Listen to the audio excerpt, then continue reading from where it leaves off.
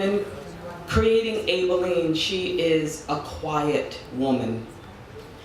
And so I had to create a life for her that was very internal.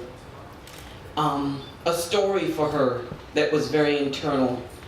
And it was important for me to create a human being who was grieving the loss of her child and very much was dead when you see her at the beginning of the film. And slowly, when this idea of a book is presented to her, she begins to find a purpose. It's difficult to create a quiet character because a lot of times people don't want to work at figuring out a character. They want it kind of spelled out in front of them. So I had to really try not to do that. To be very confident with whatever I was doing with my eyes and my behavior was enough to show you who this woman was. Nous sommes très heureux et honorés d'être invités au Festival de Deauville.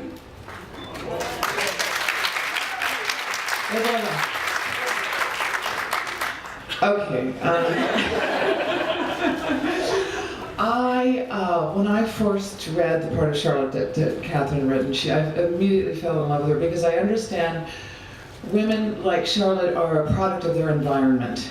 And she was a woman who was afraid of change and was very threatened by the coming building civil rights movement. And once I understood that about her, and what she was afraid of, I was able to have empathy for her. And Tate, of course, he sort of changed Charlotte in the movie. He gave her redemption, which was also wonderful for me to get to go through a whole, playing her as this woman who was not very, qu'est-ce que c'est le mot, forgiving, and then she comes to see the light, so to speak. Bonjour and merci beaucoup, fromage.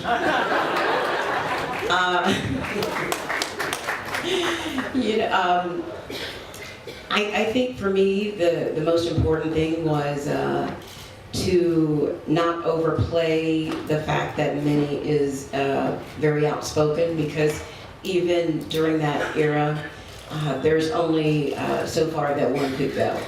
And I think I had to not judge the fact that she was so outspoken to the world, but not really able to stand up for herself in her home.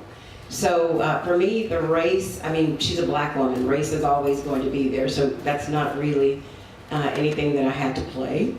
It was a mindset that I really had to be in. So I'm grateful to Catherine for at least walking in someone else's shoes and really finding the humanity with both of the cultures. So that's how I went about preparing for the role. See, now I'm nervous because you use so much build-up time to think about what you want to say, and oh God. Well, bonjour. I was lucky in a way because Skeeter is a relatively modern woman, and I'm 22, and Skeeter is 22, 23. And she, I can very much relate to the fact that she does not want to be married with children at this age. But it's unlike her peers at that time, and so I think it probably would have been a much harder mindset to get into, playing a Hilly, for instance. But there was also the part of Skeeter that I really, really loved, was that she was in no way a martyr, and she was in no way unintentional revolutionary by any means. I think she really did want to fit in with her peers. That's why she keeps showing up at these junior league meetings. And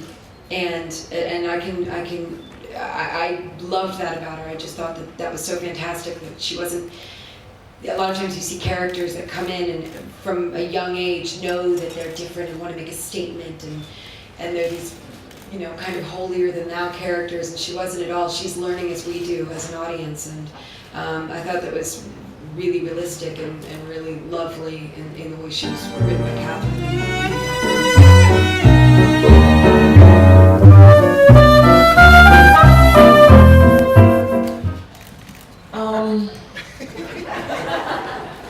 Well, we just set out to make a great film, you know, that's based on a fantastic story of fiction, that it wasn't necessarily meant to have a larger statement or make a larger statement about race.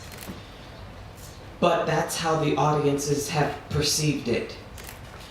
And that being said, I feel that stories where you see more of a mixture of races should be more of a part of the mainstream of American cinema.